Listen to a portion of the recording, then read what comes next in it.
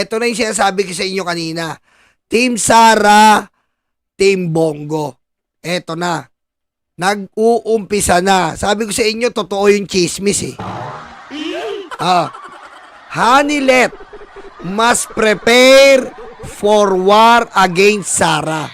They might have presented a united front when Digong was being arrested, with Hanilet fending off the arresting team by herself and daughter Chongkiti, while the Zimmermans were on the outside. Kumbaga, lalo daw sumisiklab.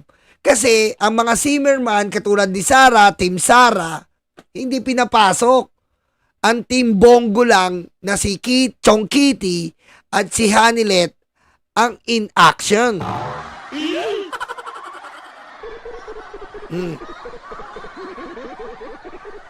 Roland, doon ka muna nga, tanga-tanga mo. In your dreams, Marcos ang makulong.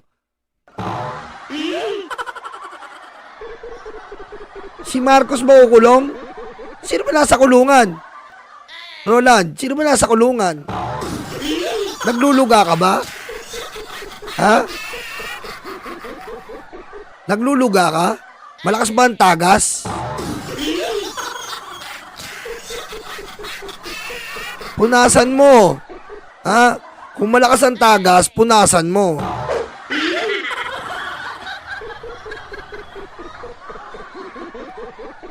Ano ba sitwasyon ni Digong? Ano ba sitwasyon ni Digong? Vacation leave? Ha? Ano ba sitwasyon ni Digong? Sige nga, ano sitwasyon ni Digong? Vacation leave? Sick leave? Out of town? O jail? OFW! OFW.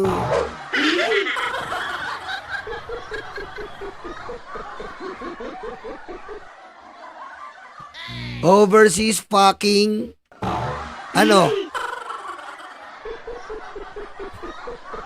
Is stupid.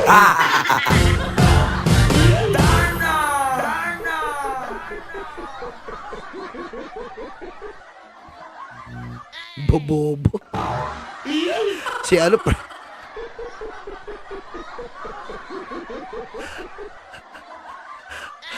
Yung isa naman, first lady, ang bobo.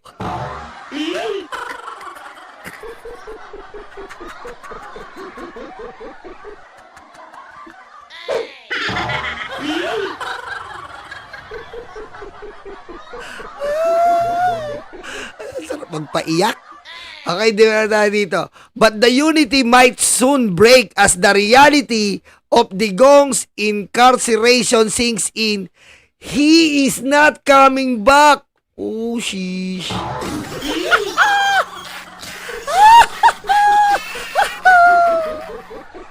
Hanilet Avincenia has something the first family, the Zimmerman, do not have. Meron daw si Hanilet na wala yung Zimmerman. Business savvy. She is said to own a string of businesses not based on graft and corruption. A chain of 7-Eleven outlets and others operating discreetly, pasikreto, under the noses of the authority. May mga 7-Eleven pala, mayaman to si Hanilet. Ay, usunod tatalakayin natin ha. Yung kapatid ni Hanilet, hanapin nyo po ha, Avincenia. Hanapin nyo po ang construction firm na Avincenia. Nakadikit kay Digong. Nakadikit kay Digong. Hanapin nyo yung kapatid. I-google nyo. Avincenia, yung kapatid ni Hanilet. Very good kay Digong.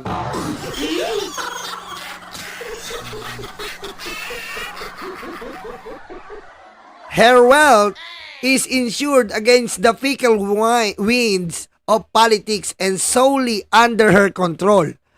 A gift that keeps on giving. Those businesses are enough to secure Hanilet and Kitty for 10 lifetime. Kumbaga, insured na. Secured na secured ang dalawa. Next.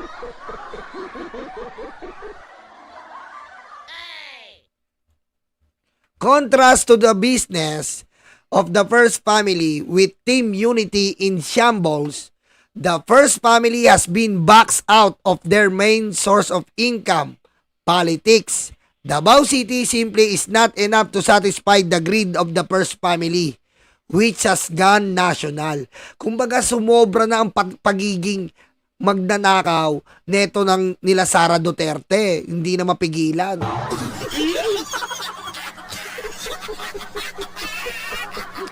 With Sara deprived of her confidential fund and reduced to subsisting on a Spartan budget, she might be left to scrapping bottom between now and 2028 when she is expected to make comeback. That is still 3 years away. Hindi ko baga malayo pa. Ini-insist neto mga Duterte na babalik sila sa kapangyarihan sa pagiging presidente ng Impacta. Pero malayo pa, 3 years away . At saka malabong malabo kasi mai-impeach talaga . Don't expect Sara to tighten her belt or rather girdle. She needs a lot of money. Kailangan ni Sara ng maraming pera in the short term to beat the impeachment trial and in the long term to prepare for the first family comeback in 2028 whatever happens at the Senate. Ito po ito ang malaking problema. Ito po ang malaking problema kinakaharap ni Sara. Impeachment, gastos niya yan. Plus, imbis na yung mindset niya kasi, nag-iipon yan ng pera para sa 2028. Kasi nga, kapag national, putik, limpak na salapi ang kailangan mo. Kaso, ang problema ni Sara, may impeachment siya. At ang problema pa niya, nakulong pa yung tatay niya. Although wala siyang pakialam, kailangan niyang kahit papaano gastusan ang gastusan para masabing mahal niya ito.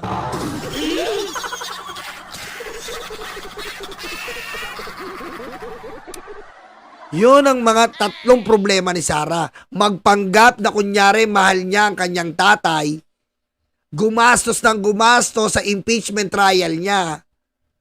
Bukod pa dito yung mga troll na babayaran nila pang fake news. 4 pala. Pang-4 ay yung 2028 national election. Yan ang 4 na pinoproblema ni Sara kung paano niya mapapatakbo para sa sarili niyang pakinabang.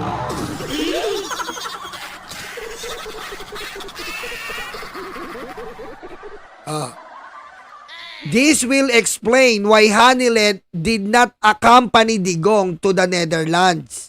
She has to mind the store. Kita nyo, tama yung sinabi ko sa inyo. Hindi sasama si Hanilet. Kasi yung natitirang ari-arian ni Digong, kakamkamin niya na yon. Kakamkamin niya yon. Yung natitirang pera ni Digong na tinatago sa taong bayan, kakamkamin ni Hanilet yon. Kasi magdanakaw yung mga, yung mga ibang pamilya ni Digong .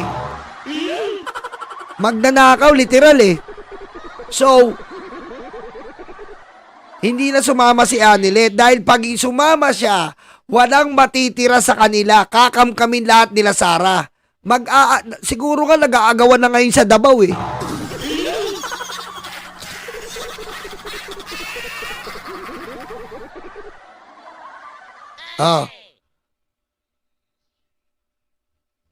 She has to protect her fortune now that Digong is gone, unable to shield her from the grasping hands of the first family.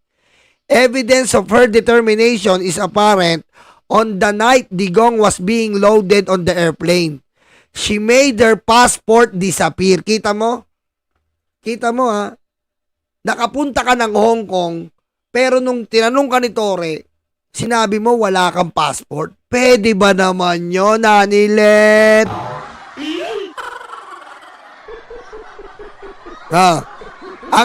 Ang balita po, eto ng balita, itinapon niya sa inidoro, Ifilinas, para walang makitang ebidensya sa kanya. Ayan .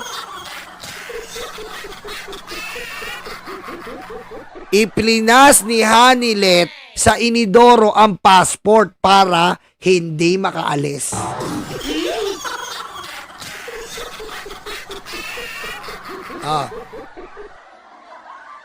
Kasi nga, hindi talaga sasama siya. Hindi sasama. Mabubuhay na sila ngayon, Nino. Epektibo. Ang puon nilang nakadaya, pero silang diablo, silang masama. Mga kulto ito na walang hiya, huwag tularan o galing diablo yan. Mamumuhay na sila ni Mr. Epektibo.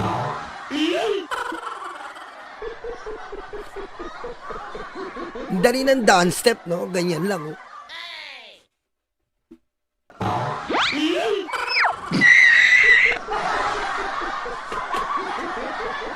Okay, sasagot ulit tayo ng isang phone in question. Asan na ba yun? Asan ka ba?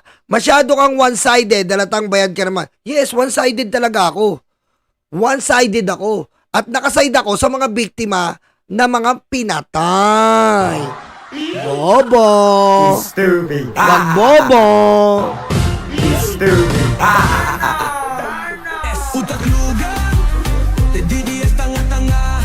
Mr. Epek. DDS utak lugan, DDS tanga-tanga. Now you know.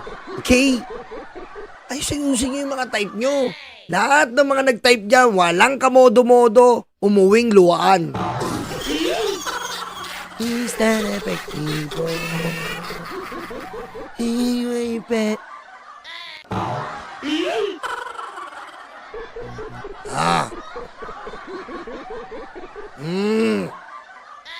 Okay, ito na. Dito na tayo sa...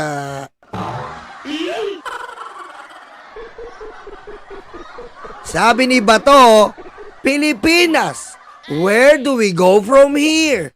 Meta, formerly known as Facebook, has simultaneously suspended SMNI and its affiliate pages DCAR 1026 and SMNI Integrated News. Mukhang nasaktan si Bato, ah. Ang sakit, tumagos sa puwet. Kindly follow their other Meta account, Pulso ng Bayan and News Blast.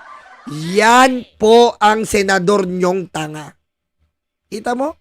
Nakapanig sa SMNI. Ganyan ba dapat ang senador? May pinapanigan ka, hindi ang Pilipino? Ganyan ba ang senador nyo? Tatanga-tanga? Ganyan? Yan ang senador nyo?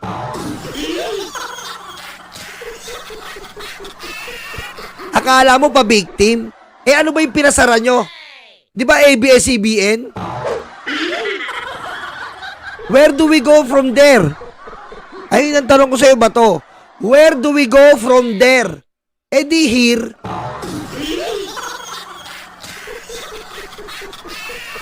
Oh. Where do we go from there? To the shutdown of ABS-CBN. Eh di here din. Ayan o, here. Shutdown ng SMNI.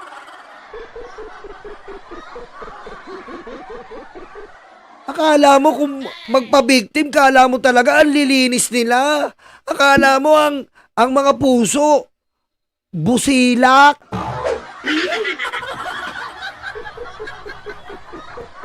Diba? Ang gawin nyo, ipakita nyo sa amin paano nagka-Bluetooth yung oxygen ni Digong. Ayun ang intindihin mo ba to? Ha? Intindihin mo paano nagka-Bluetooth na oxygen si Digong. Stupid. Tanungin mo si Chong Kitty. Chong Kitty. Watumatumay, Chong Kitty. Chong Kitty. Ay, nako, sabog na naman siya. Chong Kitty. Chong Kitty. Stupid. Ilabas nyo yan. Ilabas nyo sa taong bayan na may Bluetooth kayong oxygen tank.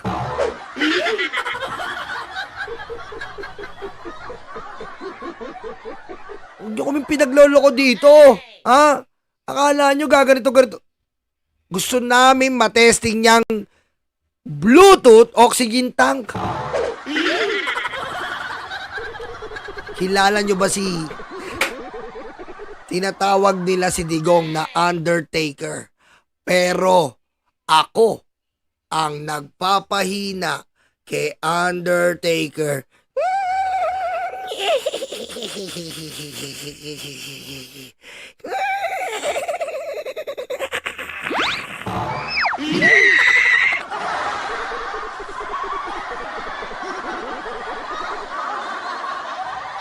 Alam niyo ba to, DDS? Eto, nagpapahina kay Undertaker.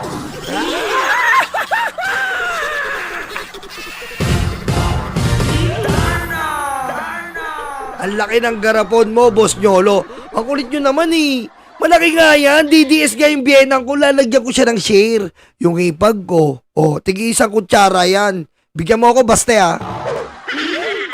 Don't me ha. Baste. Don't me. Bigyan mo ako ha. Don't me. Sabi ni ba to? Don't me.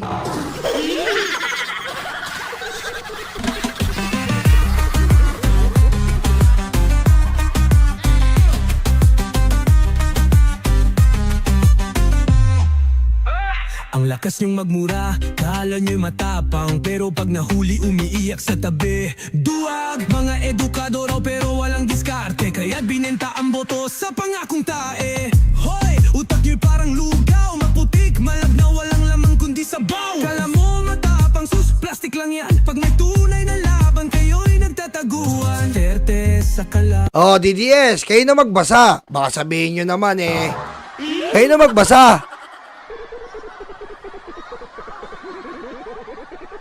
DDS, kayo na magbasa. Baka sabihin nyo naman eh.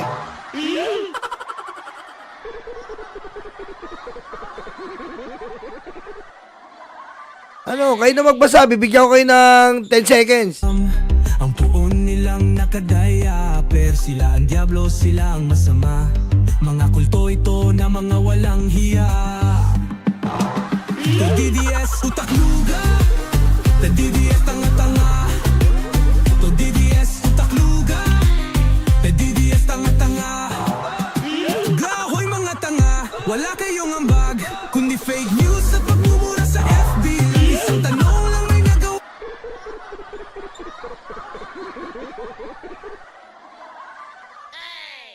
Ayon sa Philippine Defense Forces Forum na kung saan ito rin po ang nagsabi na may warrant of arrest si Duterte, sila rin po yung nagsabi may warrant of arrest si Duterte ng ICC. Sila rin po.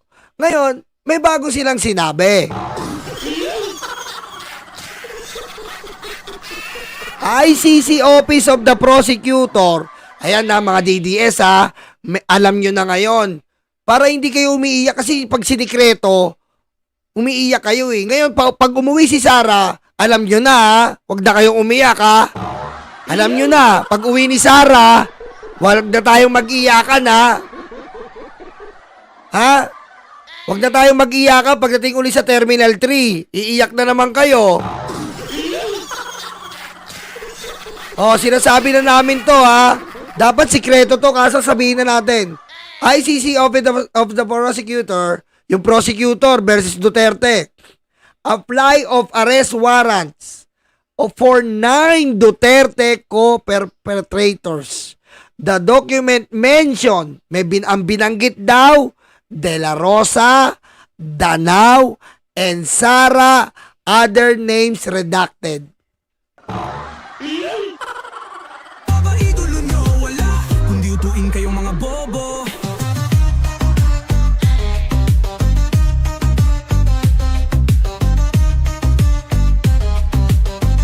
Teka lang, alam mo, Cheese Escudero? Cheese, alam mo ba to, Cheese? Kaya ginawa mo June? Niloloko mo ba kami, Cheese Escudero?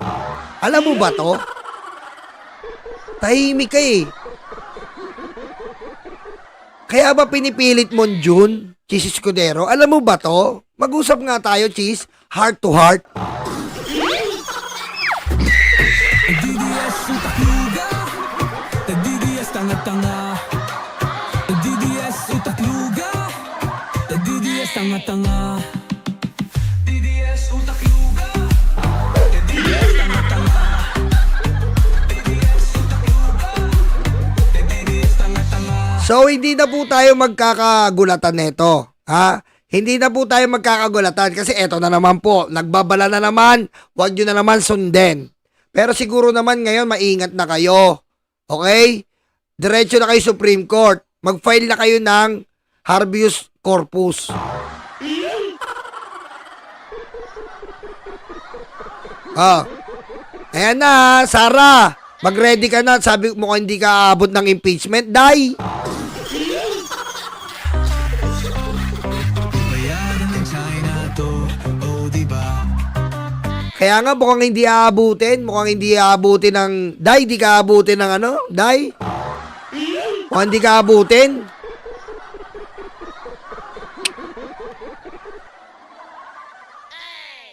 Next week na to, die. Bayaran ng China to, oh diba? Taksil sa bayan, halik sa betlog. At teka lang, alam nyo po, kaya lang po nagtatagal yung... what do you call this? Kaya po nagtatagal yung warrant of arrest kasi pino-forward pa yan sa Interpol. Idodokumento pa nila. Heto po, lumabas na yung warrant of arrest ng ICC. Ayan na naman po tayo, pupunta na naman sa Interpol. Ayan na naman silang red notice, diffusion. Alam ko lang, fusion ni Goku eh.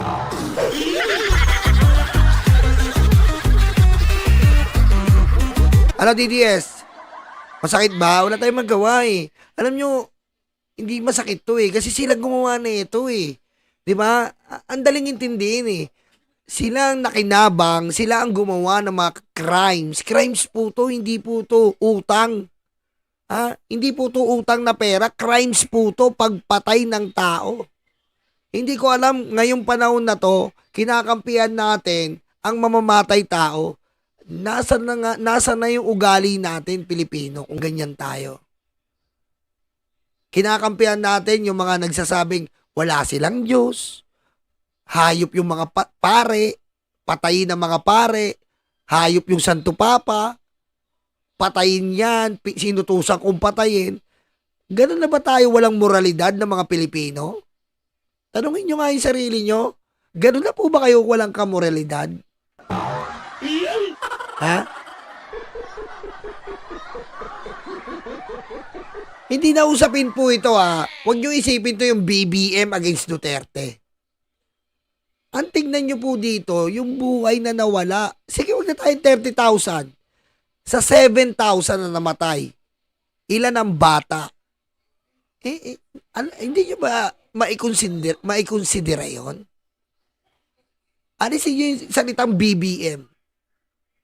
Isipin nyo, kahit wala si BBM, may batang namatay. Batang namatay. Nasaan ang moralidad? Nasaan ang moralidad natin? Ha? Nasaan ang moralidad natin, mga Pilipino? Tapos gagawin nyo pang papalit nyo kay Jose Rizal?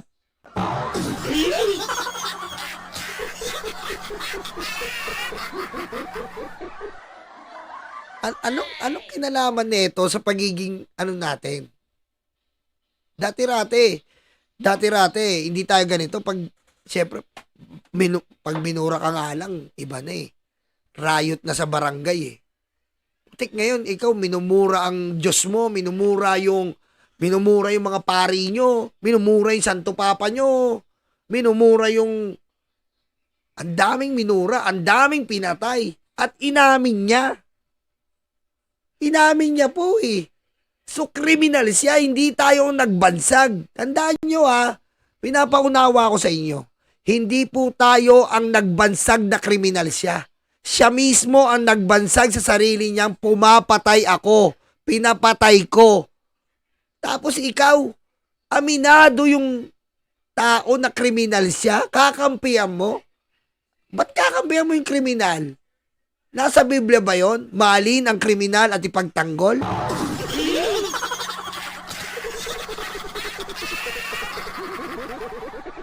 Mahalin ang kriminal at ipagtanggol? Ano pa nagawa? Ay yaman mo na. Ha? Ilan na lupain mo? Yung mga nagtatanggol na umiiyak dyan. Di ba, pare-parehas pa rin tayo ba mahirap? Ha?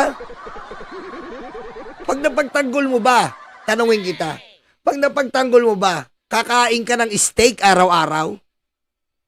Hindi kasi binibiro kita. Kakain ka ba ng steak araw-araw? Pero yung mga bata, makakakain pa ba ng steak? Makakakain ba kahit itlog? Wala na. Patay. Si Duterte pag nakalaya, buhay pa yan. Makakabalik. Yung mga bata, hindi na makakabalik. Bigyan muna natin sila ng due process ngayon. Ngayon lang sila makakaranas ng due process. Pakiusap ko sa inyo. Ngayon na makakaranas yung mga bata ng due process eh. Dahil pinagkait sa kanila yon. Biro mo, due process nila, patay na sila. Ngayon lang sila nabigyan ng due process. Na which is, ang due process, kailangan yan, buhay pa yung tao. Ngayon na nakakarapatan ng due process yung mga bata. Oh. Ngayon lang bigyan ng karapatan. Tapos ikaw, kinakampihan mo kriminal? Anong estado ng utak mo?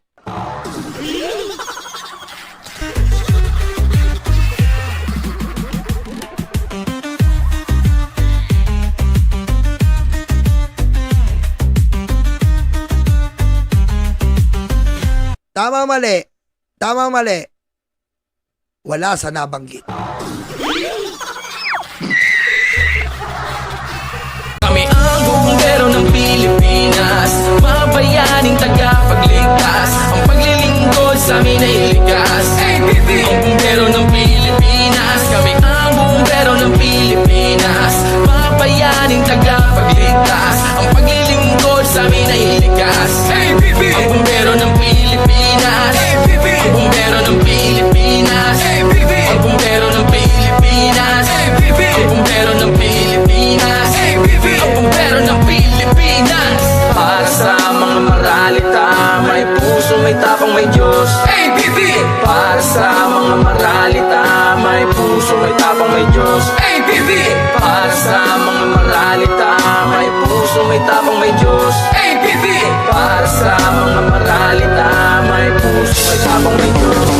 Kami ang bumbero ng Pilipinas, mga bayaning tagapagligtas. Ang paglilingkod sa amin ay likas. Ang bumbero ng Pilipinas, kami ang bumbero ng Pilipinas, mga bayaning tagapagligtas. Ang paglilingkod sa amin ay likas. Ang